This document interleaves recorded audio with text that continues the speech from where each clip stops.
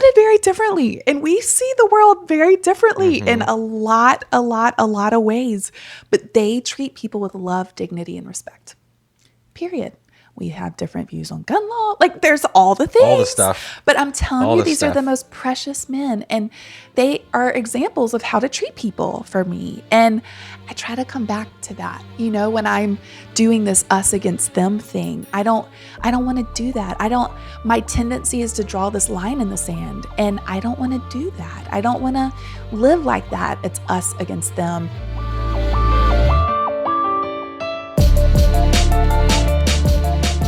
Welcome to Let's Give a Damn, the podcast where you'll be inspired by the stories you hear and you'll be equipped to give more damns than ever before. We bring you amazing stories of people from all walks of life who saw something wrong and gave a damn about it.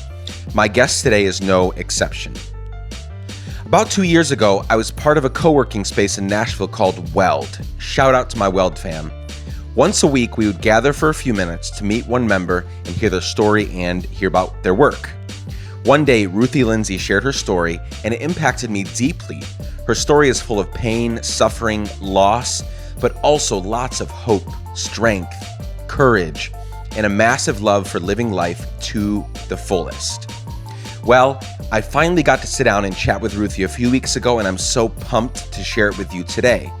I asked Ruthie on the podcast because I have so much to learn from her, and I'm sure many of y'all do as well. On social media and in society, there's a lot of bad news. Lots of screaming, yelling, lots of shitty things happening to marginalized people, and keyboard warriors fighting back and forth on social media. I've been guilty of this at times, I confess. While it is super important to courageously stand up for what is right, we call this giving a damn, it is so obviously unhealthy for us to keep all the shit in the world in front of us all the time, and for us to tackle or try to tackle everything at once. I'm also guilty of doing both of these things for so long. Ruthie helps us with these things. I had a blast tackling a few important questions with Ruthie, and I hope you'll enjoy listening to us chat for a few minutes. Fun little side note, when I do these interviews in person, I try to get my guests' favorite beverage. I know Ruthie loves Topo Chico. Have you had this stuff? It's so good. But I know she loves it, so I had a chilled bottle waiting for her when she walked into the studio, my brother's living room. And guess what she had in her hand when she walked in? A Topo Chico. I thought it was funny, and I won't keep you waiting any longer. Here's my conversation with the amazing Ruthie Lindsay. Let's go.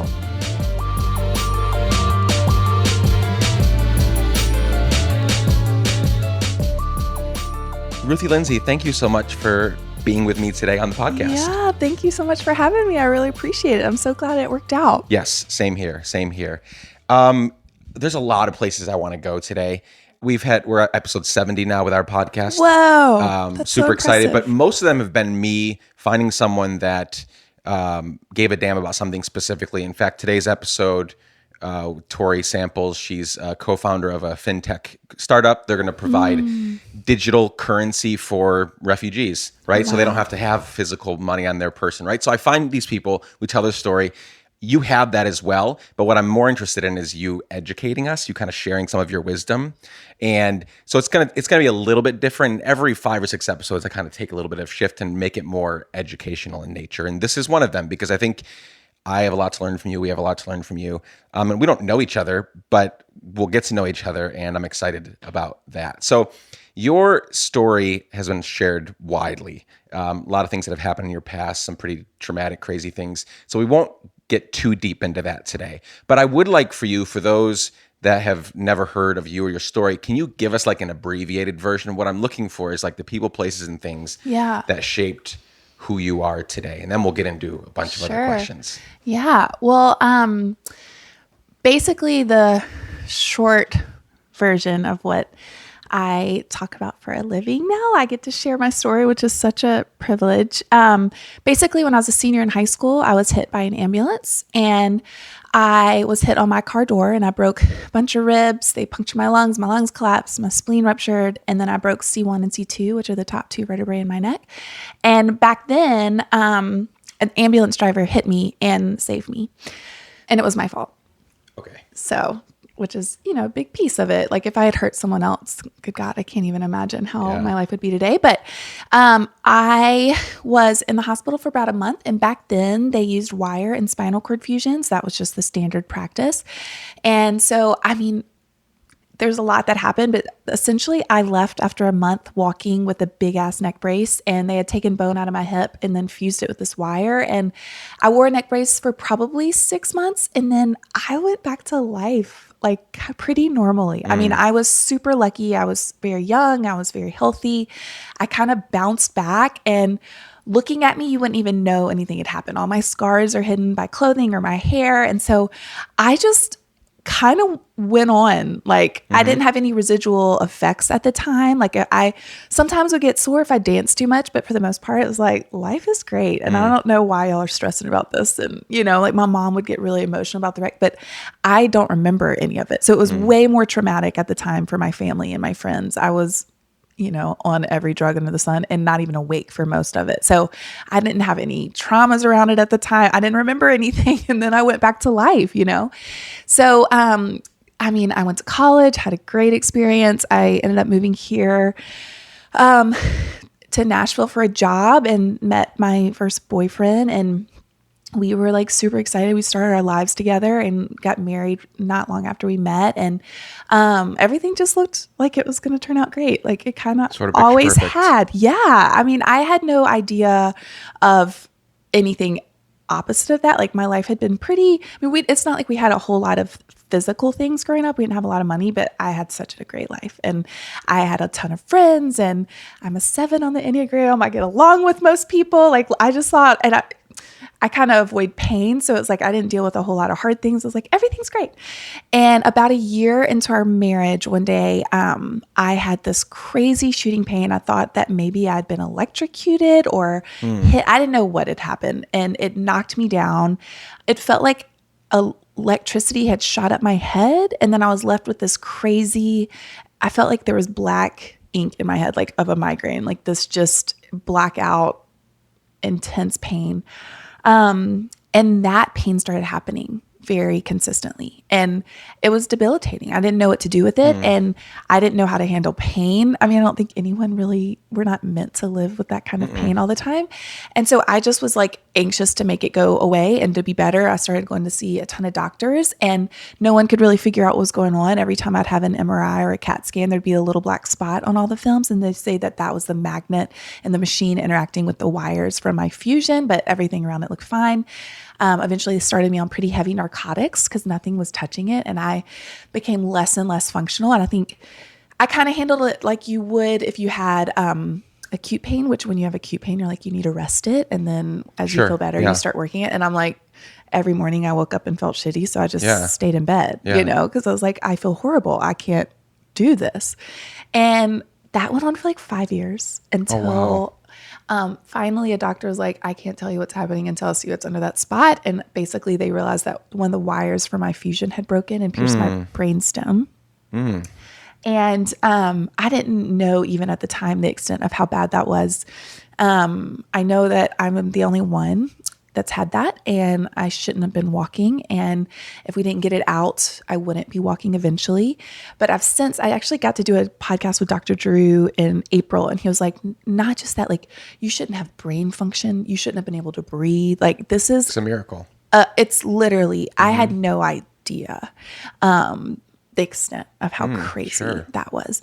And so they're like, you have to get this removed. And 2 weeks later, my dad was coming to visit me and to tell me that he'd sell our farm so I could have the surgery. And he had a freak accident and fell, ended up passing of brain damage. And it was just a crazy experience. A lot of traumas happened in a very short amount of time. And I had handled it really horribly, but also like, who knows? I didn't know. I have a lot more grace for myself now than I did at that time because I just, That's good. Yeah. Like who knows how to handle shit like that? It was crazy. And so basically, they had to remove the wire. They took bone from my other hip and fused it with 6 or 8 titanium screws. And I'm walking. I still live with really intense chronic pain. I went back to living in my bed, and because I was actually in a new type of pain. I ended up getting really severe nerve damage from that surgery, and that shooting pain stopped, but then my right side just feels like it's on fire all the time, and I have just intense neck and back pain. So learning in the last few years, I ended up, I guess 5.5 years ago, weaning myself off of everything because I just had a complete nervous breakdown. My life fell apart. My marriage ended. I'd been living in my bed for 7 years at that point, and had a very poor idea of what kind of life I could ever live. I thought my life was over, and I wanted it to be, and I think having like a complete full nervous breakdown, as horrific and awful as it was, became probably the best thing in my life. Cause like hitting that big of a wall, it was like, I will either die. And like, I felt like I was already just the Walking Dead, I was on every pain medication under the sun. Or I have to change like literally everything. And so weaning off that medication, I guess it took me about 4 months to do it. Wow. And yeah, I mean, I really, like, I had to change everything because like it was that bad. And so I think sometimes those moments like where you just completely, it just breaks you open. It's like, if I'd stayed down that path, like, I don't think I'd be here. Like, I really don't. I didn't, that sounded like the greatest relief to me at the time. I was literally living in my own version of hell. And yeah, it's been a really wild journey, like relearning, rewiring a lot of things in my mind, like on what I thought it was to be. I mean, I had a lot of entitlement around pain. I didn't think that I deserved to live like that. Like, this can't be my life. And so I did anything to try to escape it, which for me, that meant taking every drug under the sun that they recommended, watching an insane amount of television. I'd try to numb myself with food. And I mean, we're also, as sevens, we try to avoid pain. So it's like almost comedic that as a seven, I live with intensive chronic pain, but it's probably the best thing that could have ever happened to me because I had to finally face it and go headfirst into it and do a lot. And I'm still on the journey and I'll never be over it or like arrive at some place, but like learning how to do really hard emotional work and becoming okay with sitting in my pain and leaning into my pain and learning how to let it be. I don't know, it's the hardest part of me, but it's also the best part of me. And I mean, that sounds like some sort of Pollyanna-ish, like bullshit answer, but I know it's true. Like it's the best part of me. It's the thing that woke me up. It's the thing that has given me empathy. It's the thing that gave me eyes to actually like see people. And it gave me tenderness. It woke me up, and I was not awake before. Yeah. I think it's the opposite of bullshit to believe that suffering makes us stronger. Yeah. I mean, there's if you want to go the scientific route or the biological route, like it just does. Totally. There's a couple things I want to hit on there. First of all, that's fucking insane. Like I have like knots in my stomach, like just listening to that, especially that period, your dad selling the farm and then honest and all that. That's just, that's insane. So there's two moments that I want to talk about real quickly before we get into all the other stuff. Yeah. Because I know that there are people listening to two pivotal moments in that story you just told me. Yeah. There are people listening to this podcast that have, and I know this because they've written to me, talked to me about it through listening. We've had Jamie Turkowski and other people that have talked about emotional stuff and suicide and self-harm. And so there are people that have contemplated killing themselves, including two of my siblings that I've found out in the last like year or two. Was there a pivotal moment? Because you just said it almost sounded better to let's just end this. Yeah. And that's exactly what I've heard over and over again. Was there a pivotal moment where that shifted from it sounded better to no, I have to beat this? Or was it more of a progressive There was thing? a progressive thing. I think I felt like it would be a relief to not be here, but I never took any sort of action. You never like ideated? I never ideated. I was on such, like if I gave you a list right now of the medication that they had me on, my brother, who's a large man, was like, if I took a 10th of this right now, I would overdose. Like, but I had built up over years and years and years, and you just need more and more and more. I was on like the highest level of a fentanyl patch that they give dying cancer patients, and morphine and hydrocodone. And I mean, it was just... You were numb. Numb. Yeah. I was a shadow of me. My brain was not functioning at its any level of its capacity. And I think when I hit that wall, honestly, what made me change at first was just fear, because my family was going to send me away to get help. And that is where my first decision of change was, because of fear. Like, it was not this brave, like, I'm going to be better and make it. I was like, you're not shipping me away. Like, I'd love to say it was because I was just so, Sure. It wasn't. I was scared. So literally the next day I started weaning myself off of medication, because I was like, you are not shipping me out of here. Nope, Yep. not happening. Yeah. And so then that's when my mind started coming back to me. And it honestly didn't take that long, which was kind of shocking to me. I would say within that first month, the old me was thinking so, like, I was coming back to myself, and I was able to think clearly, and I was rewiring the way I had seen everything. Like, I was like making proactive choices to, like, I remember I made these lists. Like, the first list was like, it was so basic. It was like 8 a.m. You get out of bed and you put your feet on the floor and you make the bed, and you're not allowed to get into it until it's dark outside. That felt so profound. Sure. Like, that was like, this is gonna be the hardest thing in my whole entire life. How am I going to do this? Because I feel You lived there for years. I had lived there. That was my safe place. It was my most depressing place, but it was also my safe place. Then I was like, I had to write, like, brush your teeth. I was not taking care of myself, like, eat, and I would scratch it off. And so at first it was a whole lot of that kind of thing. Like, I had to write out those sort of things. And then I would say a few weeks into that, I wrote down all the things that I loved before I had pain. And I really feel like that's where the shift started happening. Like, I would make myself to do one thing a day that I'd love to do before I hurt, to try to remember who I was. Because, like, I hadn't done anything that I thought would cause my pain to be worse, which everything makes my pain worse. So I was like, you love flowers. And I'm like, no, I don't care about flowers anymore. Like, I'd make myself go pick flowers and smell them. And I would say out loud the things I was smelling and seeing. You love sunsets. I'm like, no, I don't. But I would make myself go and watch the sunset and speak out the things I was seeing. And I remember literally laughing, like, but it was like a maniacal laugh. I remember writing, you love people. I'm like, no, I don't. I don't give a shit about people. I don't care about anything. And so I would, like, go sit in the hospital with my friend Bonnie Kate, who had just been shot in the Batman movie. And I'm like trying to not just think about myself and my pain and my suffering all day, every day. And slowly, as my mind started coming back to me, I remember, like, the first time I smelled this flower that we had at my farm that my dad and I loved, called Magnolia Fuscata. And it's we'd stick them up our nose because we loved it so much. I remember the first time I smelled it in that season and just losing it.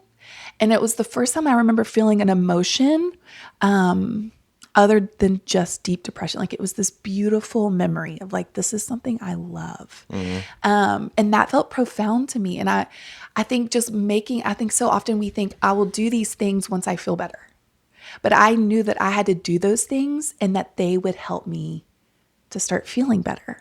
It's like the action had to come first, and I had to trust that the emotion would eventually show up. And a lot of times, like, that's what it is. Like, every morning I want to stay in my bed every single morning. But, like, as cheesy as it is, it's like when I show up and I, like, leave my front porch and I go enter into the world, like, these little miracles happen throughout the day. And when I am being intentional about who I'm talking to and I'm looking at them as though they are, like, a soul that are loved and cared, like, there's a shift that happens in my brain. I go outside of myself where I'm going, I'm hurting. And I can, like, enter in with someone else and have these beautiful, amazing experiences over and over and over again. And I have to remind myself, like, I am an animal and I go back to my old ways, and I speak because I need to be reminded of these truths, not because I live in this, like, higher, it's a daily fight. It is a daily, it is so fucking hard. Yeah. And I never, ever, ever want to pretend it's not. Yeah. And I almost, like, it's funny because when you're like, you have a lot to teach us, I'm like, oh my God, that feels almost startling to me because I'm like, I just feel like a eternal student. Like, I have so much to learn and I never want to come across as I have it all figured out or I know all these things. I'm like, good God, I'm just learning, and I'm just doing the best I can. And some days that doesn't look like a whole lot like thriving. It looks like a whole lot like surviving. I'm just, getting up and I'm making myself go through the motions because it's so freaking hard. But it's also in the same breath, like my life feels so full and so connected and so beautiful. And the humans in my life and the work I get to do, all those things make this pain feel like there's a purpose behind it. And I know that if I stay in my little tiny lane and I just don't leave my home and I just feel my pain, like it makes it so much worse. It's the only thing I think about. I think you're on the right track. No, I know you're on the right track. I didn't invite you here, to be this perfect expert, right? Alvin Toffler said the illiterate of the 21st century will not be those who cannot read or write, but those who cannot learn, unlearn, and relearn. Amen. I mean, right? Like That's it. It's oh, we know something. Oh, wait, maybe I don't know it. Yeah. Oh, I need to relearn it a whole different way. And so that's why, Yes. I appreciate you saying that, because someone might, and many people might go onto your social media or whatever and look and be like, oh, it's so perfect and jolly and fun, and she's here and there and everywhere, and forget the fact that you on a daily basis you have to fight for that. Yeah. Right? You have to fight. It's a choice. It's a choice. It's a daily choice to wake up and do that. Yes. So let's get into a few different things. Yeah. So one of the reasons when I was thinking about who can I have on that I know, at least in my sphere of influence, that I could have on to talk about this with, you came to mind, because I think you do this super well, and something I don't do well at this stage. I've been involved in humanitarian work all over the world for 22 years now. I feel way too deeply, which I know you do too. But one thing I haven't done super well, and I'm learning even at 34, like I'm still getting a grasp on it, is just not being so pissed off all the time. Right? It's not helpful. It's not helpful for me. It's not helpful for what I'm trying to build. This is not just a podcast. It's a full company that we're building. Like, there's a lot of stuff that we're doing. We want to help people think more intentionally about their social impact, social responsibility, giving a damn. And I can't do that if I can't properly lead people toward being that change, right? Just always being so pissed off about everything, right? I mean, I don't know. Here's the truth. My wife can attest to this. Maybe my kids at 4, 5, and 6 can attest to this. Maybe they're noticing it as well. 4, 5, and 6. We're a little crazy, but no, they're amazing. But Right. we Wow. Some days I think, oh, we did this super well. They're so close, and other days I'm like, what the fuck did we just do? They're just so yes. Yeah.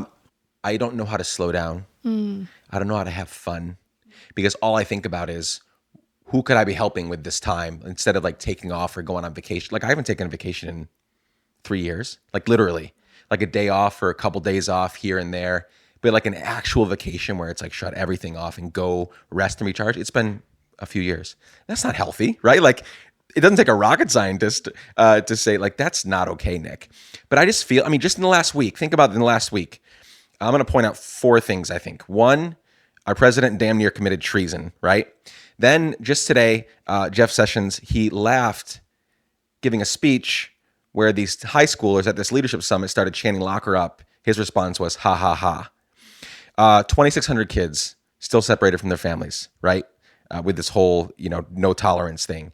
I just saw a video of this kid who he violated parole, and the NYPD beat him to shit. Just like beat him so unconscious he couldn't even walk to the cop car, right? So these are 4. These are 4 like quick things out of the million that we could point out of things that are not okay. There's so much injustice happening. How do we do it? How do we do it? Because I want to be in this for the long haul, and I'm not doing a good job at it. And there's a lot of people listening that are feeling the same things, and they want to get shit done, and they want to be the change they wish to see in the world. Take it from the quote. But if we don't there's a right way to do it and there's a wrong way to do it. And I think I'm not always, but by and large, doing it the wrong way. I'm just going to be honest. Yeah. So go. What comes to mind? So I think there's several things at play. Like, some of it's personality types. Like, so, okay, again, I keep referencing this when I talk about my numbers. Yeah, you're 7. Yeah. What are you on the Enneagram? Well, I used to be an 8, which is like asshole CEO, and I'm a 3 now, which still has a lot of that drive, but it's more people centric. Like I want to, you make shit happen. Yes. 8s aren't always asshole. Like, my dad, True. healthy It's 8, my true. dad was an 8, Yeah. and I have an 8 wing. So I think they're great, Yeah. but they can are. also be they Yeah. can be the worst. Yeah. When any number not healthy can be the worst. Good observation. And actually, I love 3s because y'all motivate me. See, that's one of the things I was going to say. Like, is we all need each other. Mm-hmm. And I dated a 3 for a little bit, and I was more productive in that season than I've probably ever been in my lifetime, because I was so motivated by all the things that he was able to get done in a day. And he was so intentional about his time. And I'm like, I am not. Yeah. These are not my spiritual gifts. Like when I'm healthier, I go towards a 5 where I'm able to get more things done and I'm more intentional. But like 7's goal in life is to have fun. Yeah. Right? When we're not healthy, that's all we care about. Like, when's the next fun thing? How can I plan the next fun thing? And I have been there so many times, and that can be my default when I want to numb and not feel this excruciating things that you just talked about in this world that are happening right now that are so infuriating. They make you insane with just, you feel so helpless at times. You're like, what is happening? So I think when we're our healthiest, most wholehearted selves, when I am my healthiest, most wholehearted self, I can help elevate someone that's bogged down and be like, we need to step away from this and not escape it like it's not a thing, but like it, for us to be in a sustainable, helpful society, like for me to really want to make an impact. Mine oftentimes, because I'm in the helping profession. And so, and I share my story. I share about suffering and loss and pain and divorce and death and chronic pain. And so because of that, which is such a gift and an honor and a privilege, people feel connected to me. So then they share their stories with me. So I can't go days without my messages are filled with people that are suffering. When I meet people in public, like they tell me why they've connected with my story. It's this constant, it's emotional. And I'm not a counselor, right? Like I'm an empath and I feel things really, really deeply, but I've had to learn that's the one example that I can say right now that like I have to learn on a day in, day out basis to like, I want to enter in and like, it's important to also to feel the injustice of what is happening in this world. And also I have to step back at times. For my body won't let me stay in that intense, vulnerable, broken place. Like I can't do it. And if I try to stay there, literally I just crumble. Sure. And I get so bogged down and so overwhelmed that I'm like, when I feel that, honestly, going and like, if it's a phone call, being with my best friend Jed, we will laugh. And like, I can be in so much pain and hurting so bad and feeling so heartbroken by what's happening around me and in this world.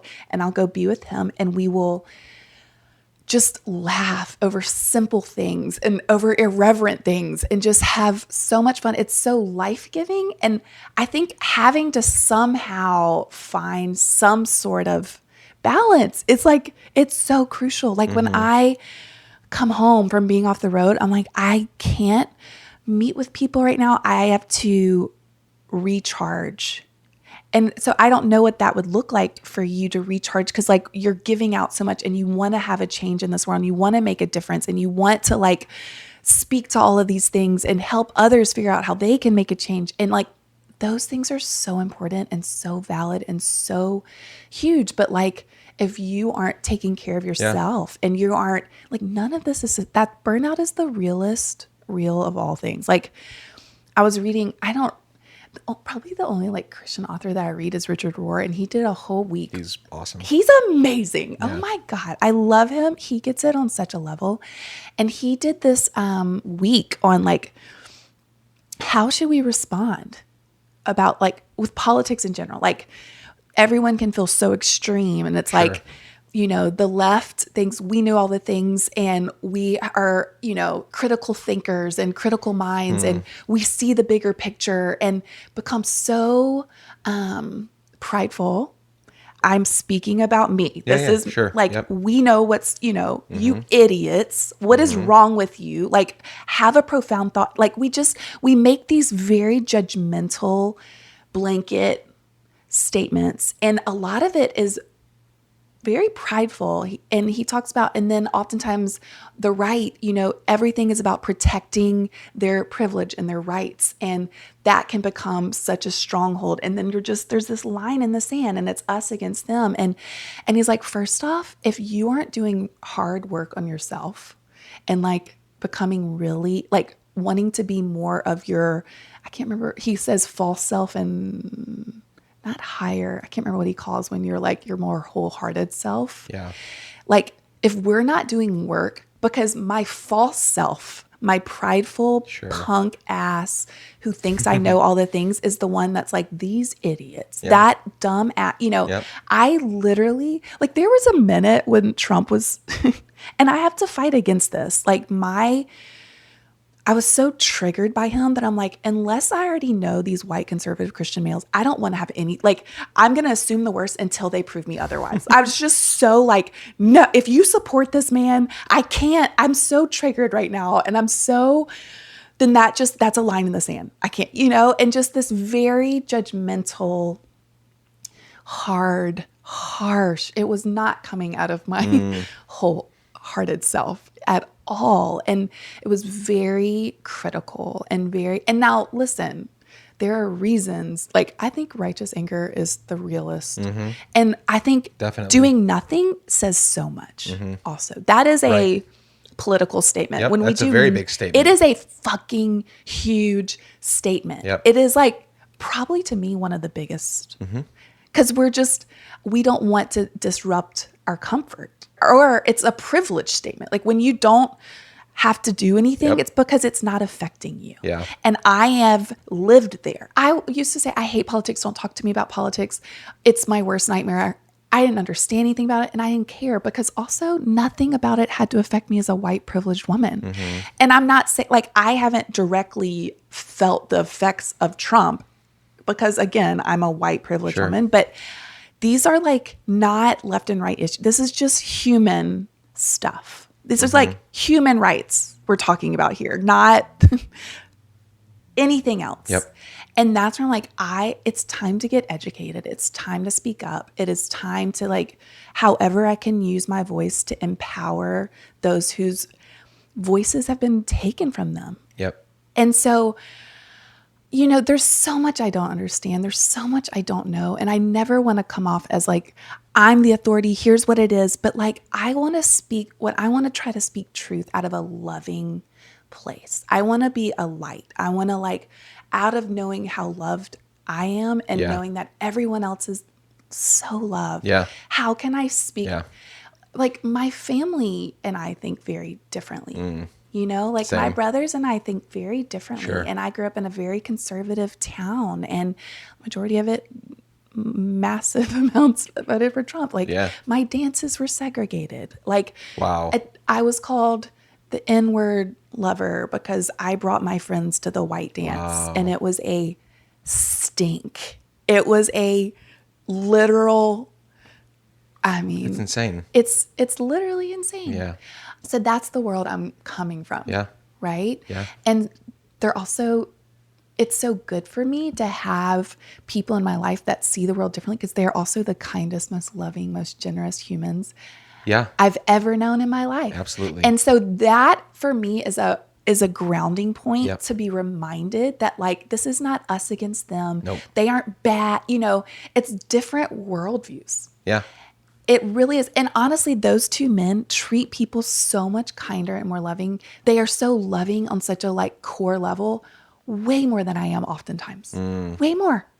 So who the fuck am I to be like, everybody over here is a horrible human? Like that is just not the case. And I think we touched a little bit on like earlier, why Queer Eye is so important. Like, I'm like, that is what our country needs right now to have these kind of conversations when it's people that are just so different from each other. And I don't think like, we're not going to fix anything. I'll see sometimes people I love a lot out of just what the hell is happening. And the anger makes some very harsh statements. And I'm like, that's not going to convince anyone on the other side. It's just not. It pushes them further away. And when I see crazy, like, I remember seeing a lady that I've known my whole life on Facebook when Trump was elected. She was like, Republicans think this, and she wrote out these things. Liberals think this. They're okay with murdering babies, burning flags. Like made this long list, and I wrote her, and I was like, Miss blah blah blah. I would definitely consider myself a liberal, and I do not stand behind any of the here's what far left people will say about Republicans, and I know that's not true about you. I know you. Yeah.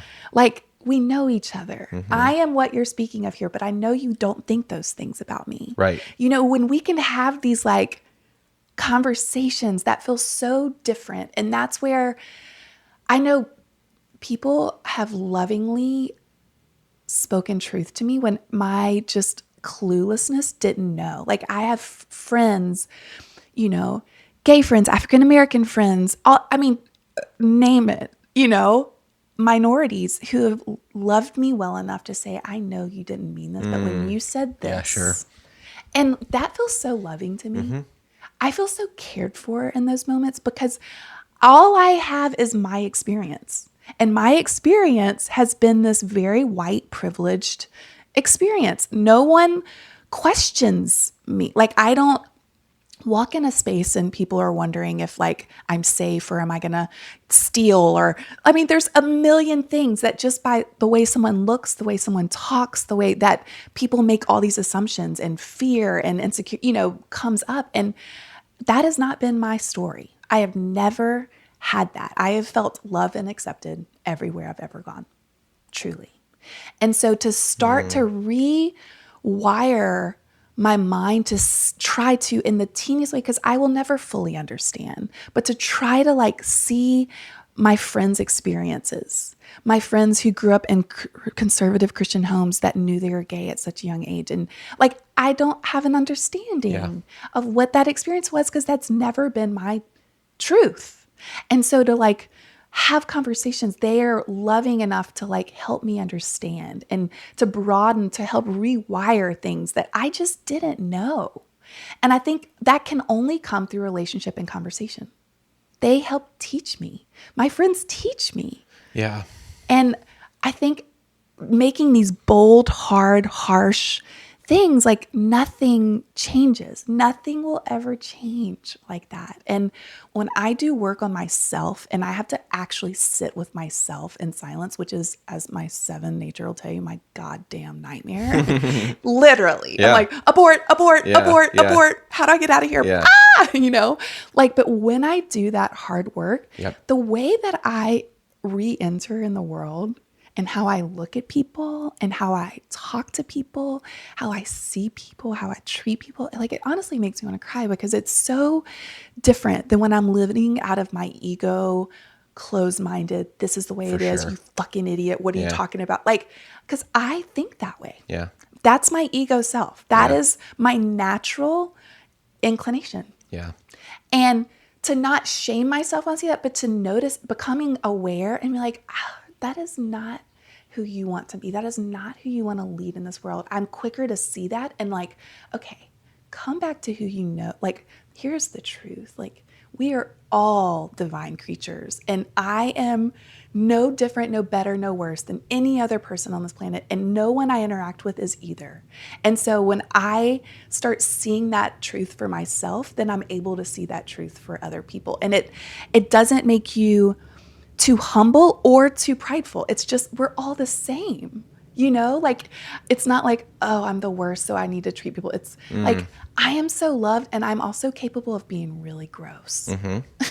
I can literally be disgusting. Like the shit that I hear come out of my mouth sometimes, I'm like, wow, like that wasn't okay. That's not okay. And I've had to apologize to people. And it's so funny because I feel like I'm the hardest on really conservative Christianity. And I'm so mean about it in my head. Oftentimes I don't necessarily say it, but it's in me. And it's the things that I'm thinking. And I'm like, wow, like I am being more awful with the way, because I'm being just as judgmental and drawing this very hard line. The very same things we're criticizing them for we're doing. Maybe not out loud, in our heads, which is just as bad. It's just as bad. It's my heart. Yeah. And I'm not going to expand and nothing will ever change. It only adds fuel to just the darkness. And I want to bring light. I want to be a instrument of love and light and an instrument of change. And I really do believe that the only way that can happen is like me doing hard work on myself. And sometimes that means I need to like whatever fun looks like to someone else. Like I think laughing is medicinal for me. I could literally feel so horrible that I want to crawl in the fetal position and just like, take me now, I'm good, you know? And like, I will get around my friends and we will just howl laughing and dancing and being silly and all those things that I know like the next day I'm going to feel worse because I've done a lot of these things. Like dancing makes my pain so much worse, but I'm like, oh, sure. It is life-giving to me. And we're not meant to stay in that sustained, like heartbroken, self-reflective, you know, all those places. Like none of that is sustainable if we do any to an extreme. Like I've kind of had to limit myself. Like I listen to the Daily every morning and there's like one other news outlet that I listen to. And that's a lot of days, that's all I can do because it fucks with my whole day. And then I'm so 100%. devastated, heartbroken. Now, I don't want to go the other extreme and go like, la, la, la, la, la, cover my eyes, cover my ears. It's a balance. It has to be a balance because I don't want to be in denial and live in my little privileged world because I'm not affected by it. And I've done that at times. Like I've done that and I've lived there at times. But I also know that I can't live in activist state and just all the time. I cannot. I will not. Our hearts, our brains, nothing can handle it. Nothing can handle it. All the fun and stuff, that's not healthy to stay there. And I lived there plenty of times. Like as try as it sounds, like balance, like learning balance for me is my daily thing. Like I want to be informed. I want to be educated on things I don't understand. I want to read people that I don't necessarily agree with because I think it's important to stay informed. But then it's also important to have those people, those solid quality humans in your life that like speak the same language and it's a life-giving mutual exchange. Those people are lifelines to me. Like I need them to bounce off. Like my friends will tell me when I'm being an asshole. And I love that. Like we hold each other account. There's an accountability level. Like I love that they're not afraid to be like, I don't think so. I don't, you know, or I definitely need that. I need that. And I have an 8 wings, so I can speak like this is the authority. Like here's what it is. Sure. And so I think it's so important to have people in your life that you've cultivated that like are in your day in, day out life that speak hard truth. And having people in my life, like one of the reasons I like struggle in Nashville, like because most of my friends are white. I work in New York and LA a lot. And it's way more, you know, and it's not like you're saying like, this is bad, so I need to leave. That's not why I want to leave. But there's times where I'm like, I have a very specific, I'm hearing of one worldview here. And it's with a lot of people that look a whole lot like me. Yep. And that's not where, you know, change can happen. I need to have conversations with people that have had very vastly different experiences than me. Like my friend Miriam, who I treasure so much. She's Muslim, and the conversation, she's taught me so much. She teaches me just by being in her presence. She teaches me and watching how other people react to her. It's the wildest, craziest thing. But she's been a friend, and I have a lot of other friends that'll be like, you know, that's not, I know you don't mean, I know your heart, so I can, and she knows that I'm receptive. Like I want to learn. Yep. So she'll be like, I know you meant this, but here's how that could come across to someone like me. And like, thank you. Yeah. Like that is so important. That is so important. And I was like, you know, I remember when Trump became president, I was so shocked because I also had only been around a whole lot of people that think a whole lot like me. And all of us are like, this idiot. Like there's no way. Yep. Everyone's laughing. We're all laughing. There's no chance, especially after the audio came out. I thought that was it. We all thought that was it. We're like, we won. Like, we won. Yeah. You know? And I was literally like, that he just nailed his coffin. And yeah, that was a real awakening for me. I'm like, wow, I'm not dialed in to America. Yeah. I'm dialed into my very specific niche world. Yep. All of that was super great. Lots of nuggets in there. So thank you for going on and on. That was super. I do and that. I don't mean that. No, but it is the realest thing. I do go on but and I'm on. glad you did, because you could tell that you were like, they were just leading into each other, right? And that's wonderful. Super, super helpful. You mentioned Queer Eye, and I think we're both huge fans. Huge fans. But what I love about it is the interesting thing about that show is it's about 5 gay guys, helping other people be better, right? Yeah. And I recommend that show to the most conservative. Same. Literally. Same. If you are right, like super ultra right wing, you have to watch this show, because they're on display for everyone to see. They have showed us how to have those conversations. That is a primer in having conversations with people you don't agree with. Not just that, but making them feel important and amazing, right? Not just like, oh, I'll begrudgingly sit across from you and have a beer. No, they went in there and changed their lives. Yeah. Right? They went among them and spent time with them in their homes and with their families. And you're completely right. And I've been trying to do this better and advocating for it more in my own life and in the lives of people around me. We have got, if me typing out in my mind, my amazing response to some like Twitter troll or the latest, Trump tweet, like none of that doesn't do anything. And I don't know why I give into it so often. And I do delete a lot of them, and I do tons of drafts and then delete. And that's great that I don't put it out there. But the fact that I'm still even giving it 20 seconds of my day to write a draft that I know I'm not even going to send, but it feels better to say whatever I'm going to say and draft it just to delete it later. We've got to, you're so right. I didn't know. I've spent 16 years living outside the US, 10 in Guatemala, 6 in 30 plus countries around the world. I don't feel like America's my home, because I've spent like really the pivotal years, like the big years of my life away. Yeah. But I've lived back here for the last 10 plus years, and I truly did not know. And I can fall off one side of the horse and say, well, this is the worst place on earth. It's not great in any way, blah, blah, blah. And I can just go. Sure. Or I can say, we've got some work to do, people. Yeah. We've got some work to do. That's right. And I think the only way that'll actually happen is through relationship. I really, truly, that's like, literally could cry even thinking about it. Like when I think about my brothers and we are so opposite. They probably think I've lost my goddamn mind and gone off the deep end, but we love each other so much. And like, we still trust each other. And so they are my constant baseline of coming back to like, we can be so different. Yeah.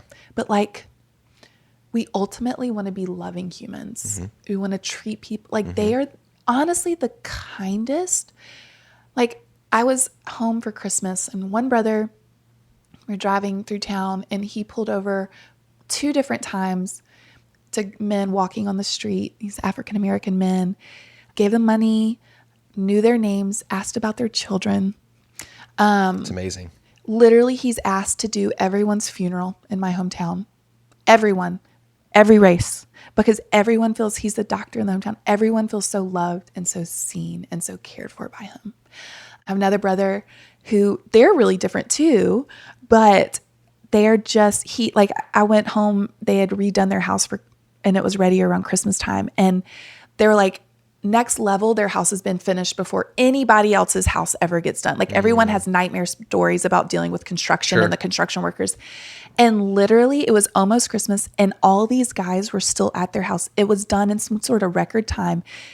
They knew every single person's name that was working at their house. He had Christmas gifts for every single person that had been working. It was a lot of Hispanic men, and they felt so loved by my brother and my sister-in-law and those, like all the kids, they'd call them like Mr. Ed, and they knew everyone felt loved and seen and cared for. They were literally, it was like 2 days before Christmas. And I'm like, why are they working? They're like, they insisted to have this finished because they wanted us to be able to have it ready. But I'm like, nobody does that. But it's because they felt so loved. And like, we voted very differently and we see the world very differently in a lot of ways. But they treat people with love, dignity, and respect. Period.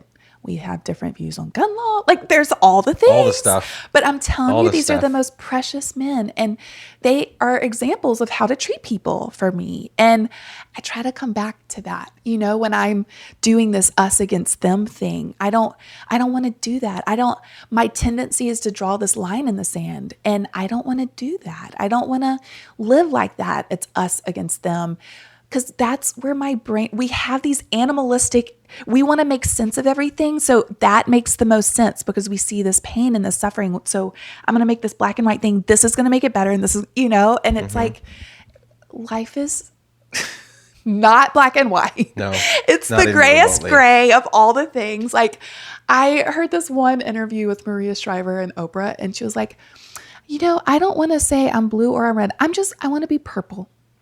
And I'm like, there's something I really love, not to say like to not take a stand against things. I think that's very important to stand, but she does stand up, Right. and I'm like, that's a beautiful, because it's not us against them. No. When you're purple, you're for everyone. I'm like, I want to be purple. Start a new party. Let's start a purple party where we're for Oprah's our president. Oh God, please. She is my queen, my president, all the things. But yeah, I don't know. Like I'm really, really trying to like sit within myself and see because when I see myself clearly, I see the beautiful, incredible things, but I also see my shortcomings. And so when I do that, I can't be so prideful to go out into the world and be like, you idiot. Da, da, da. You know what I mean? When I'm actually being my higher self and not living out of that false ego, what I've built up of who I should be and how I should be and how everyone else should be. I enter the world differently. I really do. And I don't live there. I go back real quickly to my animalistic, very prideful. I can be the most prideful little shit ever, like truly. And living in that spot, like I cannot be an instrument of change there. I can't. And so the most loving thing I can like offer the world is being wholehearted. And that's hard. And putting all of that into everything you do. Exactly. Because then you enter the world differently. Yeah. You'll see the needs. You'll see the things that need to be done, the Yes. things that don't need to be done. Stay away from this. Yes. Go toward that. That's right. All of that. That's right. What does the future look like for you? Like in your dream, we'll begin landing this conversation plane. But what does the future look like? What if you could just, wave your wand and you get to do all these things for the rest of time? What does that look like? I don't have a clue. You're just going to take it. And I feel so fine with that. Yeah. My life looks nothing like what I expected. Nothing. Not even, it wasn't a hint of a thought of a clue to do what I'm doing now. And I love it. And it's beautiful. I don't know how my body will be in a year. It's been worse every year for 14 years. And so, but there's things that I will have a book come out. I'm writing a book. Awesome. It's so hard. So I'll have a book come out. And with that, it excites me to speak even more. I think speaking for me is probably the thing that I love, that feels the most life-giving and feels the most purposeful for me, because there's something about, especially for women, looking women in the eye and believing that there's hope for them. And I think there's something really powerful is I'm not speaking from being on the other side of something. My pain's worse than it was from the story I'm telling you about, and I'm in it with you. And so to be able to speak from being in it, not being life was really hard, but then you can get on this mountaintop. Yeah, exactly. That feels unattainable a lot. So I think there's something really. Your story in life feels very approachable. It feels, and everybody's in it. Yeah, we're in it. I am in it with you. And I believe there is hope, whatever fucked up, broken, painful thing that anyone is living through. Like that doesn't have to be the end of their story. And that can be the instrument of change in breaking them open in the most beautiful and profound, powerful ways. And it'll wake you up. And it's the harder choice, but it's the most incredible. Like I've never known such joy. I've never known such connection. I've never known such beauty as I have since I've had this pain, you know? And so I think there's something that feels so like such a gift and such a privilege to me to get to experience that and to connect with others. And it's the thing that makes my pain feel the most purposeful, because I'm honestly, like I said at the beginning, I'm only sharing things that I need to be reminded of. Like it's not my truth, it's the truth. There's nothing new under the sun. Like this is what I believe with every ounce of me to be just truth. And that feels so incredible that I get to share it, because we hear things differently from, like, you know, millennial girls might be able to hear something differently from me than they would someone else, you know? And so it's the same story. It's just coming through a different vessel. So the idea that I get to be one of those vessels just feels like the greatest honor. So I hope I get to just continue to do that and more and connect with people and share that, like, they're not alone in their suffering. Like, you know, that's why the Me Too movement was so powerful. To know you're not the only one. Pain is universal, and it can feel like the most isolating thing on this planet. And so when you know you're not alone, that someone else too feels so devastated by how their life turned out and has felt like they didn't want to go on and felt like this pain was just the end of them. Like, I know those feelings. I know what it is to go through a divorce. I know what it is to lose a loved one, to lose a father. I know what it is to wake up every day and be like, can I actually do this? Like, I know it. And so there's something so sweet about getting to speak to that and help others feel less alone. So that, and then I have a podcast that's coming out hopefully in the next 2 weeks. Super exciting. Oh, we're so excited. So I don't know, doing more of that. And then outside of that, I don't have a freaking clue. And I'm so good with that unknown. I love it. Yeah. Yeah. Same here. Yeah. Got a lot going on. Yeah. And who knows what tomorrow, next month. Definitely not next year. Yeah. Who knows what Good God. Yeah. What I'm going to do in an hour, I don't know. Yeah. Drink more Topo Chico. Yes, that's for sure. This last question, or second last question, I ask every guest. Someday you're going to die. Yeah. Hopefully it's many, many years from now, but we're all going to die. Yeah. It's not a scary thing to talk about. I think about death every day. For some odd reason, though, this is the weird part, is that I've been asked to give your eulogy. So everybody's there. Everybody's there that you love and care for. They love and care for you. They're all crammed in this big room to honor and mourn your life. What do you hope? What do you envision that I would say about your legacy in life on that day? Oh man, that makes me want to cry. Gosh, what a beautiful question and beautiful thought. I hope they say she showed up and lived it as fully as she possibly could, and she made me want to love people better. If someone felt that, felt loved by me, and it made them want to go out and love people better, that they felt seen by me and know that they matter and that they're important. And because I don't know that you can honestly go out and live out of that unless you know it to be true for yourself. Yep. So I would hope that they'd say, she showed up and she lived it and she sucked the fucking marrow out of life and experienced it to her fullest potential. And she helped me, she made me feel loved. That's what I want. When people leave me, I hope that they know that they matter and that they are loved. And that kind of is the baseline that sums it up of why I think I'm here, you know? So it's great. I hope that I make others want to show up to life and love it, you know? It's great. I'll link to all the stuff, your podcast and all that, so I won't ask you about it. It'll be easy to find you. But thank you so much for being here with us today. Thank you. I learned a ton. Thanks for chatting. Thank you. I appreciate it. Dear friends, I hope you enjoyed listening to us chat as much as I enjoyed having the chat with Ruthie Lindsay. I hope you were encouraged and challenged also. Per usual, show notes for this episode and all the rest can be found at podcast.letsgiveadamn.com. That's podcast.letsgiveadamn.com. I would love to hear your thoughts on this conversation, so hit me up, hello@nicklapara.com. That is my email, and that's our open line of communication between you and me.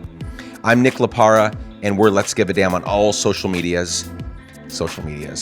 We have an exciting episode next week with Becca Heller, amazing human and the founder of IRAP, International Refugee Assistance Project. She is amazing. They are amazing. I so cannot wait to share that conversation with you. Same day, same time next week. Much love to you and yours. Bye for now.